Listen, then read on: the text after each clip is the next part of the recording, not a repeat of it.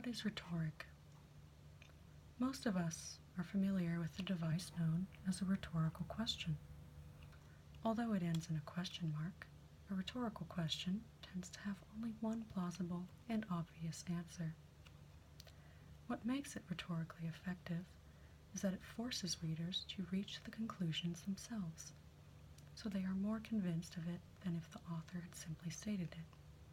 However, there are many more nuances to rhetoric than questions that aren't really questions. Considered broadly, rhetoric is the art of effective communication, both in speech and in text.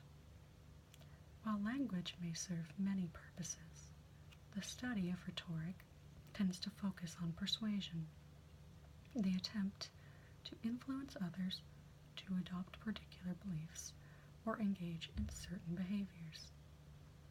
Rhetorical analysis, then, is an examination of speech or writing that goes beyond what the author is saying, the content, to consider how the author is saying it, with a particular emphasis on techniques of persuasion.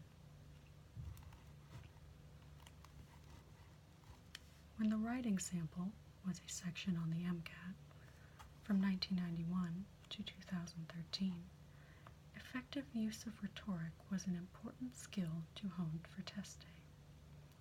While pre-medical students still need to be able to write clearly for the personal statement and other application essays, your principal concern as CARS will be to understand how other people use rhetoric.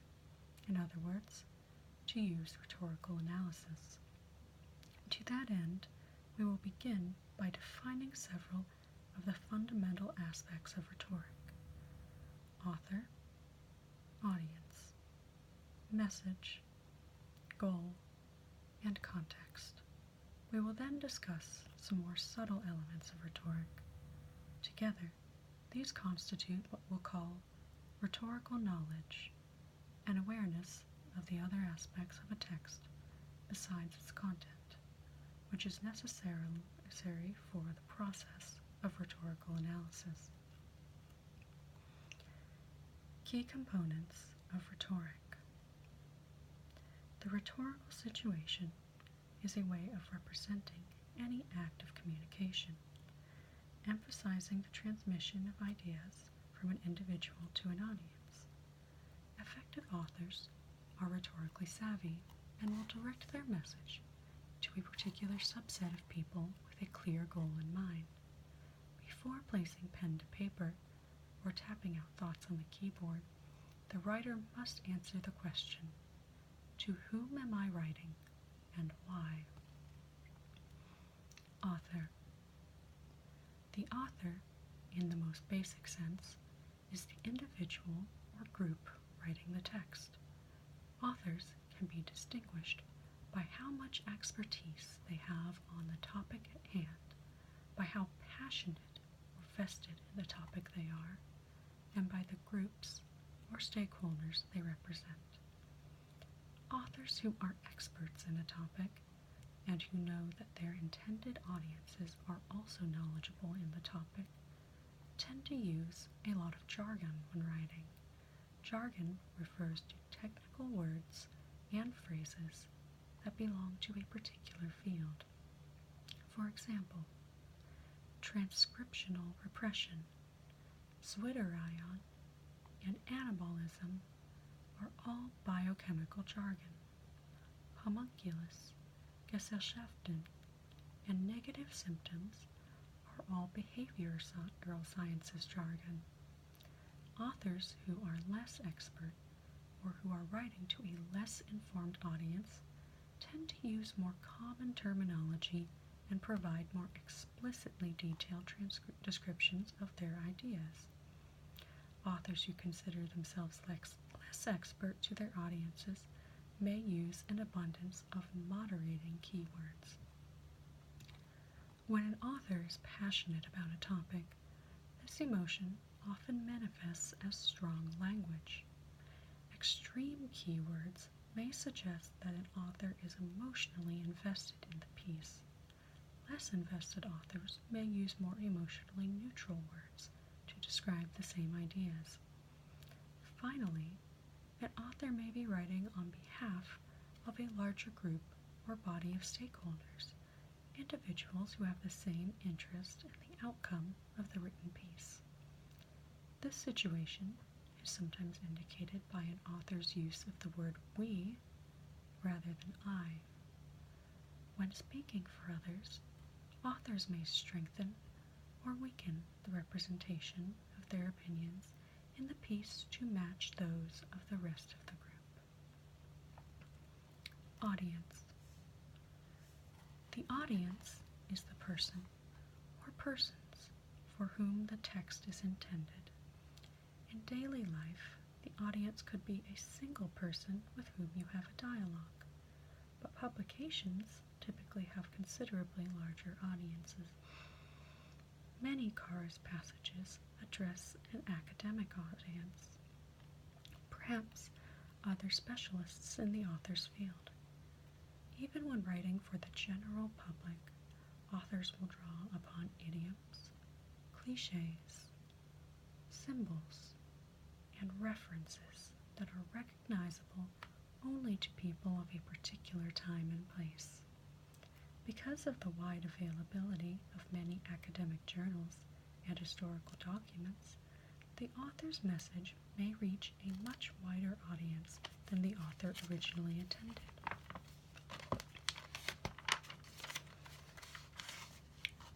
Regardless of whom the piece is written for, each person who reads it will approach the text differently. Nevertheless, readers who share many characteristics will tend to interpret the work in similar ways. For instance, students preparing to take the MCAT tend to share a science background that people who are interested in pursuing a business degree may lack. A business student might respond well to an article on the profitability of an industrial chemical process, but the same reader would likely need additional background to read a piece that proposed a theoretical mechanism explaining the chemical reaction's kinetics. An MCAT student, on the other hand, may have more difficulty navigating complex business terminology, but would certainly be able to understand the mechanism description. In Carr's, you will rarely be a member of the intended audience, but you can still develop the ability to recognize for whom a passage was originally written. Message. The message is the actual text that the author writes. This may be a physical document, as in the case of a journal, article, book, or email, or it may be delivered verbally. It is important to note that the message itself contains only the explicit information offered by the author, the facts, data, and concepts the author draws upon, as well as any stated opinions. The Carr's section is unique in that many of its questions are not solely focused on the message the author has written, but instead emphasize the goal and context of the piece, whereas many other standardized tests focus predominantly on understanding what the author has said. The MCAT takes it a step further, sometimes asking you to use the text to glean characteristics about the author, including biases, assumptions, and even identity markers, such as profession. Voice. The author's voice is her unique style while writing. The author's word choice and the way she constructs sentences will differ from that of any other author, and may offer hints about her personality or other aspects of her identity. For example, you may be able to identify which of your friends wrote a particular email based solely on its wording. In Carr's passages, quotations from other writers will present a different voice than that used by the author of the passage. Genre and medium. The genre is the category the written work belongs to. Genre encompasses a wide array of classifications, including fiction, nonfiction, drama, poetry, and so on. Genre can also represent the more concrete form of the work: a book, scholarly journal article, case study, essay, letter, email, and so forth. The audience and goal will necessarily affect what genre the author uses for the piece. The medium is the delivery system into which the written work can be placed. In other words, it is the method used to transfer the message from the author to the audience. Examples of media include print, such as books, academic journals, newspapers, or pamphlets, broadcast, such as television, radio, or music, and digital, such as email, text messages, and social networking. Goal. The goal is the author's intended outcome, the effect that she wishes to produce with her writing. In some cases, the author's goal may be simply to inform the audience. Passages with an informative goal tend to read like textbooks or encyclopedia entries, providing detailed descriptions nearly devoid of the author's opinion. More often, the goal is persuasion, in which the author aims to influence the audience to adopt new beliefs. Although some authors seek to recount facts impartially, even informing the audience is a kind of persuasion, insofar as it causes readers to form new opinions. Persuasive passages are the most common on the MCAT. Most passages will contain at least one opinion the author tries to get the reader to endorse, with varying degrees of forcefulness. Besides altering beliefs, persuasion can also motivate individuals to take action. Such persuasion is often encountered in speeches. Evoking an emotional response is another kind of goal that may be distinct from persuasion. Whether the author seeks to delight the audience with humorous anecdotes, or to provoke curiosity by raising unanswered questions, such a goal may be achieved by dramatically different means from those used in persuasive writing. These two categories need not be separate. Certainly, an author can evoke an emotional response in an attempt to persuade the audience. More generally, an author's tone helps to establish the goal of a written work. Tone reflects the author's attitude towards the subject matter. In a literary piece, the way in which the author frames the characters in the text, their personalities, dialogues, and actions, contributes to the tone. In an article, how the author describes the scenario and the individuals or entities being discussed reveals the tone. To determine the tone of the text, imagine the words that are used while considering the question: what imagery or feelings do these words convey? Whether a piece is persuasive, is evocative, or serves another goal, it will invariably attempt to affect the members of an audience in some way by changing what they feel, what they believe, or what they do. Bear in mind that just as the intended audience can be misjudged, so too can the actual effect of a text depart from its author's original desires.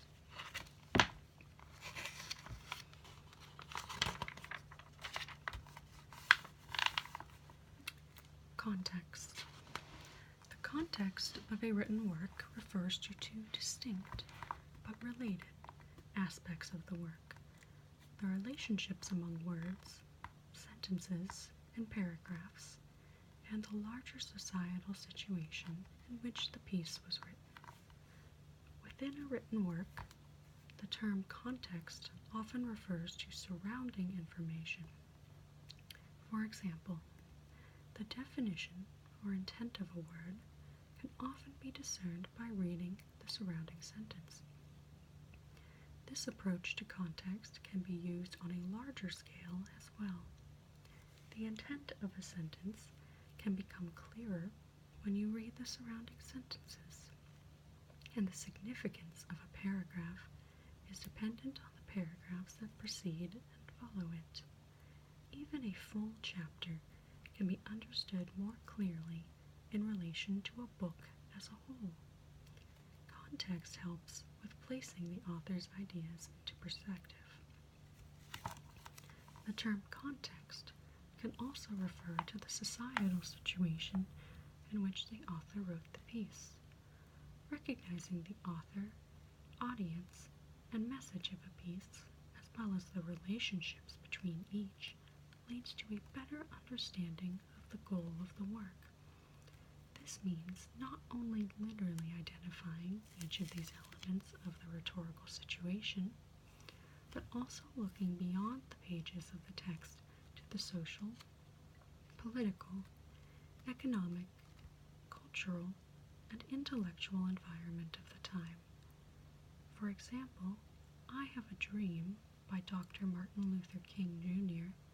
is far better understood when one considers the impetus for civil rights movement in the early 1960s than if one reads the words without any awareness of their historical context. While the MCAT will not require you to know anything about the socio-historical context outside of the information contained in the passage, it is critical to recognize that the author's tone and voice are influenced by context in this broader sense. Medical journals and the popular media are both intended to inform. However, one is aimed at vetting the latest research through peer review and delivering that research to health professionals, while the other presents conclusions and recommendations to the general public. The difference between these two rhetorical situations can lead to vastly different interpretations of the same research. A lesser-informed blogger may present faulty conclusions. A magazine partially funded by pharmaceutical companies may be biased in its description of a particular medication, and a sensationalist television show may exaggerate the importance of a discovery. By recognizing the rhetorical situation in which information is presented, physicians can better understand how their patients think and can advise and work with these patients more effectively.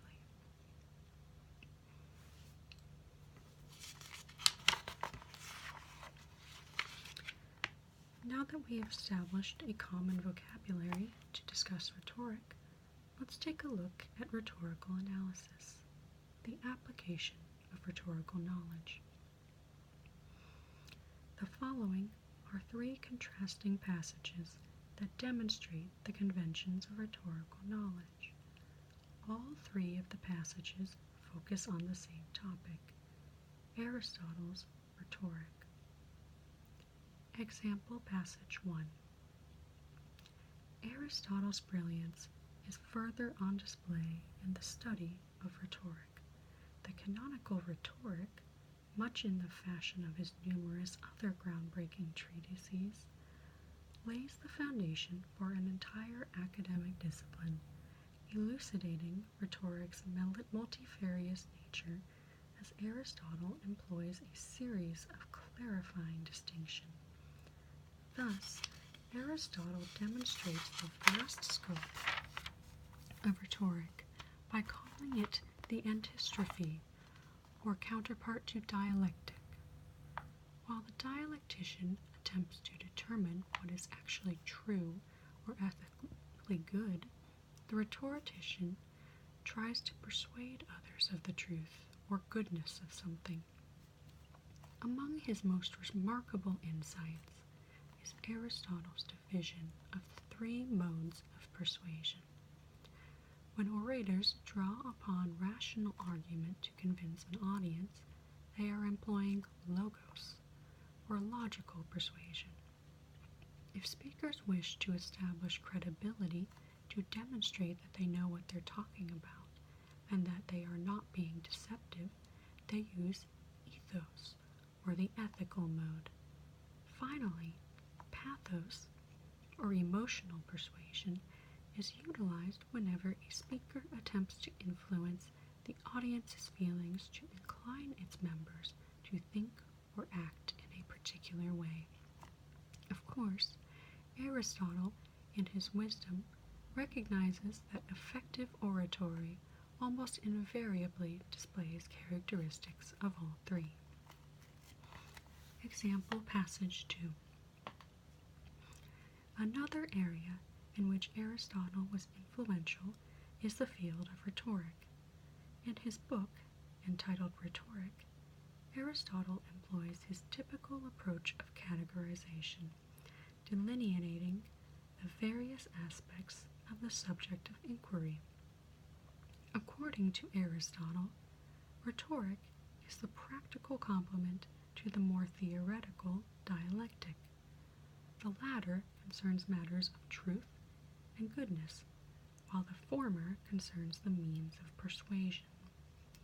This persuasion is accomplished by using one or more of the three basic modes or methods: logos, ethos, and pathos. Logos, or logical persuasion, relies upon reason, employing both deductive proofs and inductive inferences made through the use of examples. Ethos, or ethical persuasion, aims to draw upon the credibility of the speaker to establish the speaker's expertise and goodwill. Lastly, pathos, or pathetic persuasion, sways individuals by playing upon their emotions, putting them in the proper state of mind to form beliefs or take action as the speaker wills. Most orators will use all three methods of persuasion, but will frequently emphasize one over the others. Despite the advances of later thinkers, Aristotle continues to have a significant impact on rhetorical studies. His Rhetoric is all too often cited as providing a foundation for the entire discipline, notwithstanding Aristotle's penchant for simplistic classifications. One example of such is his makeshift division of all academic disciplines into two categories: theoretical dialectic and practical rhetoric. Aristotle contends that the latter operates in only three distinct ways: logos, the use of reason to demonstrate to an audience the truths that dialectic purportedly uncovers; ethos, persuasion that exploits the speaker's apparent trustworthiness and expertise; and pathos, or emotional manipulation of the audience. Fortunately, Aristotle does not deny common sense, granting that most persuasion is a mixture of the three, although one wonders why he does not leave open the possibility of alternative methods. There are commonalities in the passages. All three are written in an articulate manner using advanced vocabulary, which hints that authors are highly knowledgeable about Aristotle's classifications of rhetoric. The advanced vocabulary also signals that the passages are designed for educated audiences. Before reading the interpretations of the three passages below, decide for yourself how the principles of rhetoric apply to each example. What message does each author give? How easy is it to discern the author's voice? What is the author's goal, and how does the tone help achieve that goal? In the first passage, the author shows that he favors Aristotle by painting the philosopher in a positive manner. Aristotle's brilliance, among his remarkable insights, and Aristotle in his wisdom are a few examples of language through which the author reveals a positive bias toward Aristotle. While the author of the first passage explains Aristotle's philosophy to the audience, the message also includes the author's subjective views. The author's voice is clearly evident, and the tone is light, respectful, and complimentary. This type of passage would likely be found in an arts and culture publication, in which the goal is to highlight or celebrate the philosopher's contributions to society.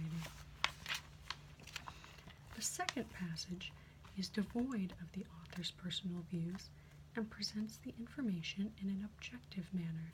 That is, the message of the second example is more purely focused on providing accurate information about the Aristotelian classifications of rhetoric without including explicit opinion. The tone is more serious and strictly informative, and the author seems to have minimized her personal voice, or has a very dry and factual voice. This type of text may appear in an encyclopedia, or perhaps a textbook in which the goal is simply to provide facts. In contrast, the final passage is rather dismissive. Despite the advances of later thinkers, Aristotle continues to have a significant impact. Too often cited, Aristotle's penchant for simplistic classifications, and, fortunately, Aristotle does not deny common sense, all reveal a clear negative bias against Aristotle. The author trivializes the contributions made by Aristotle and questions the philosopher's ideology. Such text could be an excerpt from an article in an academic journal in which the author was focusing on one of Aristotle's successors or providing criticisms of Aristotle. Either way, the tone is critical, as the author's opposition is evident. The author's voice is also obvious, as in the first example. The author's goal is unmistakably to downplay or rebuke Aristotle's importance while describing the classifications in rhetoric. Aristotelian rhetoric. We would be remiss if we did not provide our own definitions of Aristotle's rhetorical classification after the last set of examples. According to the Greek philosopher, rhetoric relies on the communication skills of both the author of the passage and the audience receiving the message. 3 strategies, also called appeals, are used in this approach: logos, ethos, and pathos. The Aristotelian triad has some parallels to the rhetorical angle of the author, of the audience, and the message. For effective transmission, the message conveyed by the author needs to be logically sound and based firmly in reason. Aristotle classified logos as an appeal to one's logic and reasoning. The author also needs to be credible and must be presented as an ethical deliverer of the message. Creating an appeal via one's credibility and trustworthiness is deemed ethos. Lastly, the author is often more successful by appealing to the audience's emotions. Such an appeal is termed pathos. While it is the author's role to establish the logos, ethos, and pathos of a message, the audience members are also expected to use their critical reading or listening skills and reasoning abilities to analyze the message conveyed by the author.